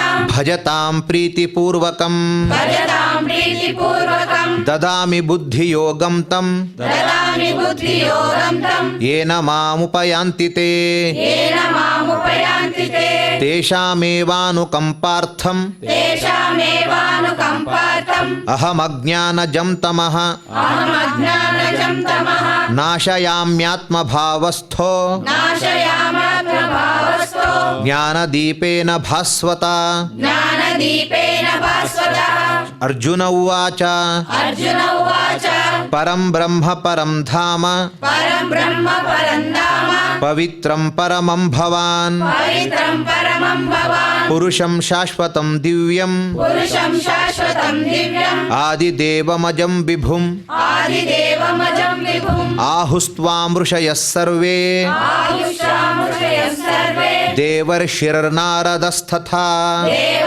देवर्षिर्नारदस्तथा ಅಸಿತೋ ದೇವಲೋ ವ್ಯಾಸಃ असितो देवलो व्यासः ಸ್ವಯಂ ಚೈವ ಬ್ರವೀಷಿ ಮೇ स्वयं चैव ब्रवीषि मे ಸರ್ವಮೇತದ್ಧೃತಂ ಮನ್ಯೇ ಸರ್ವಮೇತದ್ಧೃತಂ ಮನ್ಯೇ ಯನ್ಮಾಂ ವದಸಿ ಕೇಶವ ಯನ್ಮಾಂ ವದಸಿ ಕೇಶವ ನಹಿ ತೇ ಭಗವದ್ವ್ಯಕ್ತಿಂ ನಹಿ ತೇ ಭಗವದ್ವ್ಯಕ್ತಿಂ ವಿದುರ್ದೇವಾನ ದಾನವಾಃ ವಿದುರ್ದೇವಾನ ದಾನವಾಃ ಸ್ವಯಮೇವಾತ್ಮನಾತ್ಮಾನಂ ಸ್ವಯಮೇವಾತ್ಮನಾತ್ಮಾನಂ ವೇಥ ತ್ವಂ ಪುರುಷೋತ್ತಮ ವೇದತಂ ಪುರುಷೋತ್ತಮ ಭೂತಭಾವನ ಭೂತೇಶ ಭೂತಭಾವನ ಭೂತೇಶ ದೇವದೇವ ಜಗತ್ಪತೆ ದೇವ ದೇವ ಜಗತ್ಪತೆ ವಕ್ತುಮರ್ಹಸ್ಯ ಶೇಷೇಣ ವಕ್ತುಮರ್ಹಸ್ಯ ಶೇಷೇಣ ದಿವ್ಯಾ ಹ್ಯಾತ್ಮವಿಭೂತಯಃ ದಿವ್ಯಾತ್ಮವಿಭೂತಯಃ ಯಾಭಿರ್ವಿಭೂತಿಭಿರ್ಲೋಕಾನ್ ಯಾಭಿರ್ವಿಭೂತಿಭಿರ್ಲೋಕಾನ್ ಇಮಾಂಸ್ತ್ವಂ ವ್ಯಾಪ್ಯ ತಿಷ್ಠಸಿ ಇಮಾಂ ಸ್ವಂ ವ್ಯಾಪ್ಯ ತಿಷ್ಠಸಿ ಕಥಂ ವಿದ್ಯಾಮಹಂ ಯೋಗಿನ್ ಕಥಂ ವಿದ್ಯಾಮಹಂ ಯೋಗಿನ್ ತ್ವಾಂ ಸದಾ ಚ ಪರಿಚಿಂತಯನ್ ತ್ವಾಂ ಸದಾ ಪರಿಚಿಂತಯನ್ ಕೇಷು ಕೇಷು ಚ ಭಾವೇಷು ಕೇಷು ಕೇಷು ಚ ಭಾವೇಷು ಚಿಂತ್ಯೋಸಿ ಭಗವನ್ಮಯಾ ಚಿಂತೋಸಿ ಭಗವನ್ಮಯ ವಿಸ್ತರೇಣಾತ್ಮನೋ ಯೋಗಂ ವಿಸ್ತರೇಣಾತ್ಮನೋ ಯೋಗಂ ವಿಭೂತಿಂಚ ಜನಾರ್ದನ ವಿಭೂತಿಂ ಚ ಜನಾರ್ದನ ಭೂಯ ಕಥಯ ತೃಪ್ತಿರ್ಹಿ ಭೂಯ ಕಥಯ ತೃಪ್ತಿರ್ಹಿ ಶೃಣ್ವತೋ ನಾಸ್ತಿ ಮೇ ಮೃತಂ ಶೃಣ್ವತೋ ನಾಸ್ತಿ ಮೇ ಮೃತಂ ಶ್ರೀಭಗವಾನುವಾಚ ಶ್ರೀಭಗವಾನುವಾಚ ಹಂತ ತೇ ಕಥಯಿಷ್ಯಾಮಿ ಅಂತತೆ ಕಥಯಿಷ್ಯಾಮಿ ದಿವ್ಯಾ ಹ್ಯಾತ್ಮವಿಭೂತಯಃ ದಿವ್ಯಾತ್ಮವಿಭೂತಯಃ ಪ್ರಾಧಾನ್ಯತ ಕುರು ಶ್ರೇಷ್ಠ ಪ್ರಾಧಾನ್ಯತ ಕುರು ಶ್ರೇಷ್ಠ ನಾಸ್ತ್ಯಂತೋ ವಿಸ್ತರಸ್ಯ ಮೇ ನಾಸ್ತ್ಯಂತೋ ವಿಸ್ತರಸ್ಯ ಮೇ ಅಹಮಾತ್ಮ ಗುಡಾಕೇಶ ಅಹಮಾತ್ಮ ಗುಡಾಕೇಶ ಸರ್ವಭೂತಾಶಯ ಸ್ಥಿತಃ ಸರ್ವಭೂತಾಶಯ ಸ್ಥಿತಃ ಅಹಮಾದಿರ್ಚ ಮಧ್ಯಂಚ ಅಹಮಾದಿಶ್ಚ ಮಧ್ಯಂಚ ಭೂತಾನಾಮಂತ ಏವ ಚ ಭೂತಾನಾಮಂತ ಏವ ಚ ಆದಿತ್ಯಾನಾಮಹಂ ವಿಷ್ಣುಃ ಆದಿತ್ಯಾನಾಮಹಂ ವಿಷ್ಣುಃ ಜ್ಯೋತಿಷಾಂ ರವಿರಂಶುಮಾನ್ ಜ್ಯೋತಿಷಾಂ ರವಿರಂಶುಮಾನ್ ಮರೀಚಿರ್ಮರುತಾಮಸ್ಮಿ ಮರೀಚಿರ್ಮರುತಾಮಸ್ಮಿ ನಕ್ಷತ್ರಾಣಾಮಹಂ ಶಶಿ ನಕ್ಷತ್ರಾಣಾಮಹಂ ಶಶಿ ವೇದಾನಾಂ ಸಾಮವೇದೋಸ್ಮಿ ವೇದಾನಾಂ ಸಾಮವೇದೋಸ್ಮಿ ದೇವಾನಾಮಸ್ಮಿ ವಾಸವಃ ದೇವಾನಾಮಸ್ಮಿ ವಾಸವಃ ಇಂದ್ರಿಯಾಣಾಂ ಮನಶ್ಚಾಸ್ಮಿ ಇಂದ್ರಿಯಾಣಾಂ ಮನಶ್ಚಾಸ್ಮಿ ಭೂತಾನಾಮಸ್ಮಿ ಚೇತನ ಭೂತಾನಾಮಸ್ಮಿ ಚೇತನ ರುದ್ರಾಣಾಂ ಶಂಕರಶ್ಚಾಸ್ಮಿ ರುದ್ರಾಣಾಂ ಶಂಕರಶ್ಚಾಸ್ಮಿ ವಿತ್ತೇಶೋ ಯಕ್ಷರಕ್ಷಸಾಂ ವಿತ್ತೇಶೋ ಯಕ್ಷರಕ್ಷಸಾಂ ವಸೂನಾಂ ಪಾವಕಶ್ಚಾಸ್ಮಿ ವಸೂನಾಂ ಪಾವಕಶ್ಚಾಸ್ಮಿ ಮೇರುಶಿಖರಿಣಾಮಹಂ ಮೇರುಶಿಖರಿಣಾಮಹಂ ಪುರೋಧಸಾಂ ಚ ಮುಖ್ಯಂ ಮಾಂ ಪುರೋಧಸಾಂ ಚ ಮುಖ್ಯಂ ಮಾಂ ವಿದ್ಧಿ ಪಾರ್ಥ ಬೃಹಸ್ಪತಿಂ ವಿದ್ಧಿ ಪಾರ್ಥ ಬೃಹಸ್ಪತಿಂ ಸೇನಾನೀನಾಮಹಂ ಸ್ಕಂದಃ ಸೇನಾನೀನಾಮಹಂ ಸ್ಕಂದಃ ಸರಸಾಮಸ್ಮಿ ಸಾಗರಃ ಸರಸಾಮಸ್ಮಿ ಸಾಗರಃ ಮಹರ್ಷೀಣಾಂ ಭೃಗುರಹಂ ಮಹರ್ಷೀಣಾಂ ಭೃಗುರಹಂ ಗಿರಾಮಸ್ಮೇಕಮಕ್ಷರಂ ಗಿರಾಮಸ್ಮೇಕಮಕ್ಷರಂ ಯಜ್ಞಾನಾಂ ಜಪಯಜ್ಞೋಸ್ಮಿ ಯಜ್ಞಾನಾಂ ಜಪಯಜ್ಞೋಸ್ಮಿ ಸ್ಥಾವರಾಣಾಂ ಹಿಮಾಲಯಃ ಸ್ಥಾವರಾಣಾಂ ಹಿಮಾಲಯಃ ಅಶ್ವತ್ಥಃ ಸರ್ವವೃಕ್ಷಾಣಾಂ ಅಶ್ವತ್ಥಃ ಸರ್ವವೃಕ್ಷಾಣಾಂ ದೇವರ್ಷೀಣಾಂ ಚ ನಾರದಃ ದೇವರ್ಷೀಣಾಂ ಚ ನಾರದಃ ಗಂಧರ್ವಾಣಾಂ ಚಿತ್ರರಥಃ ಗಂಧರ್ವಾಣಾಂ ಚಿತ್ರರಥಃ ಸಿದ್ಧಾನಾಂ ಕಪಿಲೋ ಮುನಿಃ ಸಿದ್ಧಾನಾಂ ಕಪಿಲೋ ಮುನಿಃ ಉಚ್ಛೈಶ್ರವಸಮಶ್ವಾನಾಂ ಉಚ್ಚೈಶ್ರವಸಮಶ್ವಾನಾಂ ವಿದ್ಧಿ ಮಾಮೃತೋದ್ಭವಂ ವಿದ್ಧಿ ಮಾಮೃತೋದ್ಭವಂ ಐರಾವತಂ ಗಜೇಂದ್ರಾಣಾಂ ಐರಾವತಂ ಗಜೇಂದ್ರಾಣಾಂ ನರಾಣಾಂ ಚ ನರಾಧಿಪಂ ನರಾಣಾಂ ಚ ನರಾಧಿಪಂ ಆಯುಧಾನಾಮಹಂ ವಜ್ರಂ ಆಯುಧಾನಾಮಹಂ ವಜ್ರಂ ಧೇನೂನಾಮಸ್ಮಿ ಕಾಮಧುಕ್ ಧೇನೋ ನಾಮಸ್ಮಿ ಕಾಮಧುಕ್ ಪ್ರಜನಶ್ಚಾಸ್ಮಿ ಕಂದರ್ಪಃ ಪ್ರಜನಶ್ಚಾಸ್ಮಿ ಕಂದರ್ಪಃ ಸರ್ಪಾಣಾಮಸ್ಮಿ ವಾಸುಕಿಃ ಸರ್ಪಾಣಾಮಸ್ಮಿ ವಾಸುಕಿಃ ಅನಂತಶ್ಚಾಸ್ಮಿ ನಾಗಾನಾಂ ಅನಂತಶ್ಚಾಸ್ಮಿ ನಾಗಾನಾಂ ವರುಣೋ ಯಾದಸಾಮಹಂ ವರುಣೋ ಯಾದಸಾಮಹಂ ಪಿತॄಣಾಮರ್ಯಮಾ ಚಾಸ್ಮಿ ಪಿತೃನಾಮರ್ಯಮಾಚಾಸ್ಮಿ ಯಮಃ ಸಂಯಮತಾಮಹಂ ಯಮಃ ಸಂಯಮತಾಮಹಂ ಪ್ರಹ್ಲಾದಶ್ಚಾಸ್ಮಿ ದೈತ್ಯಾನಾಂ ಪ್ರಹ್ಲಾದಶ್ಚಾಸ್ಮಿ ದೈತ್ಯಾನಾಂ ಕಾಲಃ ಕಲಯತಾಮಹಂ ಕಾಲಃ ಕಲಯತಾಮಹಂ ಮೃಗಾಣಾಂಚ ಮೃಗೇಂದ್ರೋಹಂ ಮೃಗಾಣಾಂ ಚ ಮೃಗೇಂದ್ರೋಹಂ ವೈನತೇಯಶ್ಚ ಪಕ್ಷಿಣಾಂ ವೈನತೇಯಶ್ಚ ಪಕ್ಷಿಣಾಂ ಪವನಪ್ಪವತಾಮಸ್ಮಿ ಪವನಃ ಪವತಾಮಸ್ಮಿ ರಾಮಶಸ್ತ್ರಭೃತಾಮಹಂ ರಾಮಶಸ್ತ್ರಭೃತಾಮಹಂ ಝಷಾಣಾಮಕರಶ್ಚಾಸ್ಮಿ ಜಷಾಣಾಂ ಮಕರಶ್ಚಾಸ್ಮಿ ಸ್ತೋತಸಾಮಸ್ಮಿ ಜಾಹ್ನವೀ ಸ್ತೋತ್ರಸಾಮಸ್ಮಿ ಜಾಹ್ನವೀ ಸರ್ಗಾಣಾಮಾದಿರಂತಶ್ಚ ಸರ್ಗಾಣಾಮಾದಿರಂತಶ್ಚ ಮಧ್ಯಂ ಚೈವಾಹಮರ್ಜುನ ಮಧ್ಯಂ ಚೈವಾಹಮರ್ಜುನ ಅಧ್ಯಾತ್ಮವಿದ್ಯಾ ವಿದ್ಯಾನಾಂ ಅಧ್ಯಾತ್ಮವಿದ್ಯಾ ವಿದ್ಯಾನಾಂ ವಾದಪ್ರವದತಾಮಹಂ ವಾದಃ ಪ್ರವದತಾಮಹಂ ಅಕ್ಷರಾಣಾಮಕಾರೋಸ್ಮಿ ಅಕ್ಷರಾಣಾಮಕಾರೋಸ್ಮಿ ದ್ವಂದ್ವಸ್ಸಾಮಾಸಿಕಸ್ಯ ಚ ದ್ವಂದ್ವಃ ಸಾಮಾಸಿಕಸ್ಯ ಚ ಅಹಮೇವಾಕ್ಷಯಃ ಕಾಲೋ ಅಹಮೇವಾಕ್ಷಯಃ ಕಾಲೋ ಧಾತಾಹಂ ವಿಶ್ವತೋ ಮುಖಃ ದಾತಾಹಂ ವಿಶ್ವತೋ ಮುಖಃ ಮೃತ್ಯುಃ ಸರ್ವಹರಶ್ಚಾಹಂ ಮೃತ್ಯು ಸರ್ವಹರಶ್ಚಾಹಂ ಉದ್ಭವಶ್ಚ ಭವಿಷ್ಯತಾಂ ಉದ್ಭವಶ್ಚ ಭವಿಷ್ಯತಾಂ ಕೀರ್ತಿಶ್ರೀರ್ವಾಕ್ಚ ನಾರೀಣಾಂ ಕೀರ್ತಿಶ್ರೀವಾಕ್ಷ ನಾರೀಣಾಂ ಸ್ಮೃತಿರ್ಮೇಧಾ ಧೃತಿಃ ಕ್ಷಮಾ ಸ್ಮೃತಿರ್ಮೇಧಾ ಧೃತಿಕ್ಷಮಾ ಬೃಹತ್ಸಾಮ ತಥಾ ಸಾಮ್ನಾಂ ಬೃಹತ್ಸಾಮ ತಥಾ ಸಾಮ್ನಾಂ ಗಾಯತ್ರೀ ಛಂದಸಾಮಹಂ ಗಾಯತ್ರೀ ಛಂದಸಾಮಹಂ ಮಾಸಾನಾಮಾರ್ಗಶೀರ್ಷೋಹಂ ಮಾಸಾನಾಂ ಮಾರ್ಗಶೀರ್ಷೋಹಂ ಋತೂನಾಂ ಕುಸುಮಾಕರಃ ಋತೂನಾಂ ಕುಸುಮಾಕರಃ ಯೂತಂ ಛಲಯತಾಮಸ್ಮಿ ದ್ಯೂತಂ ಚಲಯತಾಮಸ್ಮಿ ತೇಜಸ್ತೇಜಸ್ವಿನಾಮಹಂ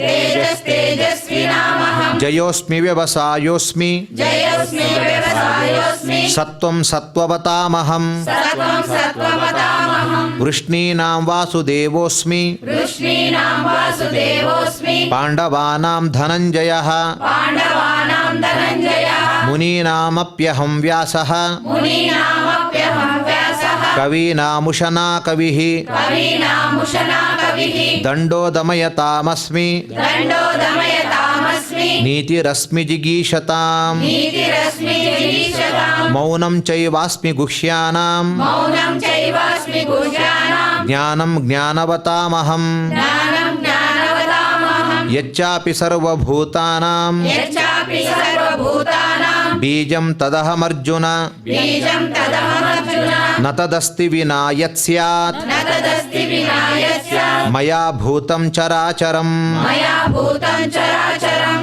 ನಾಂತೋಸ್ಮಿ ನವ ದಿವ್ಯಾನಾಂ ನಾಂತೋಸ್ಮಿ ಮಮ ದಿವ್ಯಾನಾಂ ವಿಭೂತೀನಾಂ ಪರಂತಪ ವಿಭೂತೀನಾಂ ಪರಂತಪ ಏಷ ತೂದ್ದೇಶತಃ ಪ್ರೋಕ್ತೋ ಏಷ ತುದ್ದೇಶತಃ ಪ್ರೋಕ್ತೋ ವಿಭೂತೇರ್ವಿಸ್ತರೋ ಮಯಾ ವಿಭೂತಿರ್ವಿಸ್ತರೋ ಮಯಾ ಯದ್ಯದ್ವಿಭೂತಿಮತ್ಸತ್ವಂ ಯದ್ಯದ್ವಿಭೂತಿಮತ್ಸತ್ವಂ ಶ್ರೀಮದೂರ್ಜಿತಮೇವ ವಾ ಶ್ರೀಮದೂರ್ಜಿತಮೇವ ವಾ ತತ್ತದೇವಾವಗಚ್ಚತ್ವಂ ತತ್ತದೇವಾವಗಚ್ಚತ್ವಂ ಮಮ ತೇಜೋಂಶ ಸಂಭವಂ ಮಮ ತೇಜೋಂಶ ಸಂಭವಂ ಅಥವಾ ಬಹುನೈತೇನ ಅಥವಾ ಬಹುನೈತೇನ ಕಿಂ ಜ್ಞಾತೇನ ತವಾರ್ಜುನ ಕಿಂ ಜ್ಞಾತೇನ ತವಾರ್ಜುನ ವಿಷ್ಟಭ್ಯಾಹಮಿದಂ ಕೃತ್ಸ್ನಂ ವಿಷ್ಟಭ್ಯಾಹಮಿದಂ ಕೃಷ್ಣಂ ಏಕಾಂಶೇನ ಸ್ಥಿತೋ ಜಗತ್ ಏಕಾಂಶೇನ ಸ್ಥಿತೋ ಜಗತ್ ಓಂ ತತ್ಸದಿತಿ ಓಂ ತತ್ಸದಿತಿ ಶ್ರೀಮದ್ಭಗವದ್ಗೀತಾಸು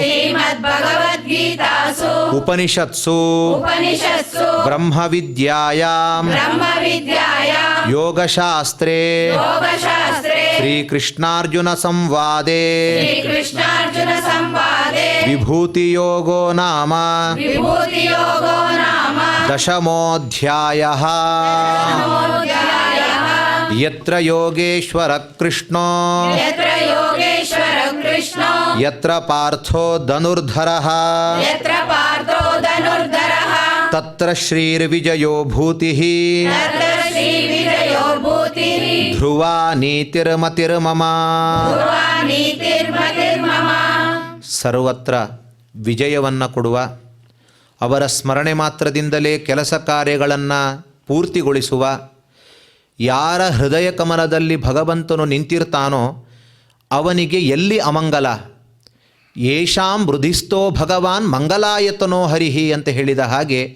ಹೃತ್ಕಮಲದಲ್ಲಿ ಸದಾ ನೆಲೆಸುವಂಥ ಪ್ರಾರ್ಥನೆ ಮಾಡಿ ಕೇವಲ ಪ್ರತೀಕಗಳು ಅಂದರೆ ಫೋಟೋದಲ್ಲಿ ಅಥವಾ ಮೂರ್ತಿಯಲ್ಲಿ ಮಾತ್ರ ದೇವರನ್ನು ನೋಡದೆ ನೋಡಿದ ಮೂರ್ತಿಯನ್ನು ಅದನ್ನು ಹೃದಯದಲ್ಲಿ ಆರೂಢ ಮಾಡಿಕೊಂಡು ನೋಡಿದಾಗ ಭಗವಂತನು ಅಚ್ಚಳೆಯದೇ ತಾನು ನಮ್ಮನ್ನು ಅನುಗ್ರಹ ಮಾಡಲಿಕ್ಕೆ ನಮ್ಮಲ್ಲಿ ಇರ್ತಾನೆ ಅಂತ ತಿಳಿಸ್ತಾ ನಾವು ಮಾಡಿದ ಈ ಒಂದು ಪಾರಾಯಣದಲ್ಲಿ ಅಥವಾ ಇನ್ನುಳಿದ ದಿನನಿತ್ಯದ ಕ್ರಿಯೆಯಲ್ಲಿ ಕ್ಷಮಾಪರಾಧ ಅಂದರೆ ಈ ಒಂದು ಕೆಲವು ಗಂಟೆಗಳ ಕಾಲ ಕುಳಿತದಲ್ಲಿ ಮಾತ್ರ ಕ್ಷಮೆ ಅಲ್ಲ.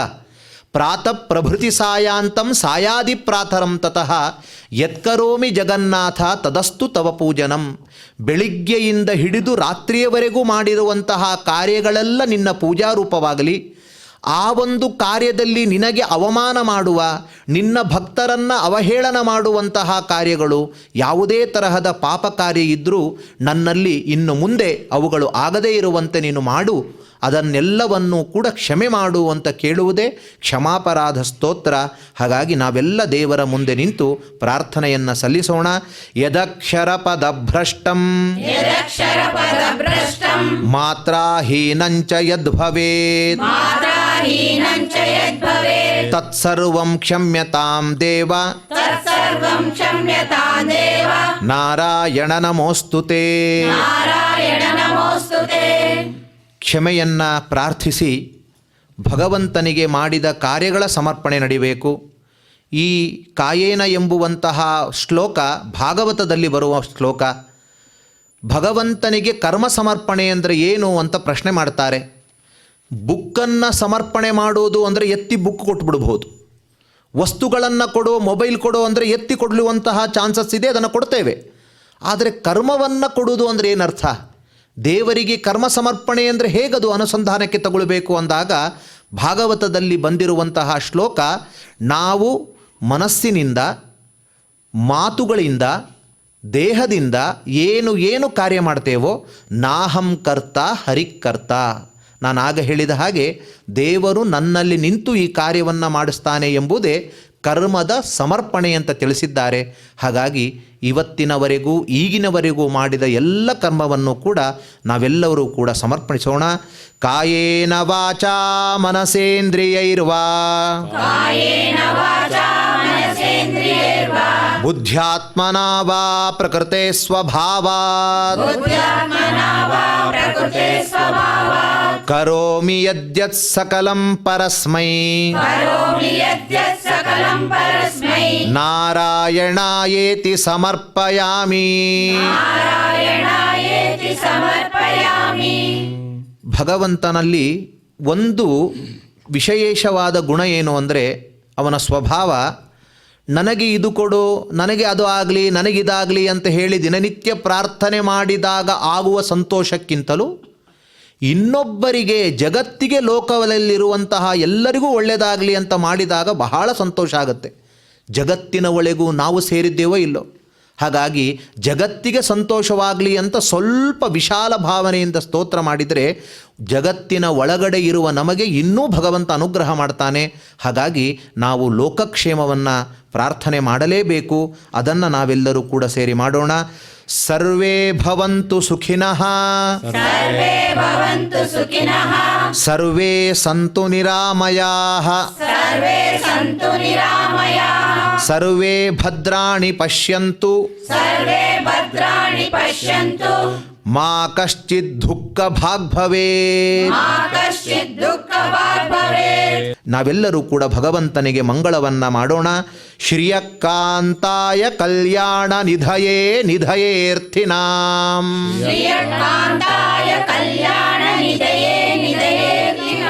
ಶ್ರೀವೆಂಕಟ ನಿವಾಸಾಯ ಶ್ರೀನಿವಾಸಾಯ ಮಂಗಳಂ. ಶ್ರೀವೆಂಕಟ ನಿವಾಸಾಯ ಶ್ರೀನಿವಾಸಾಯ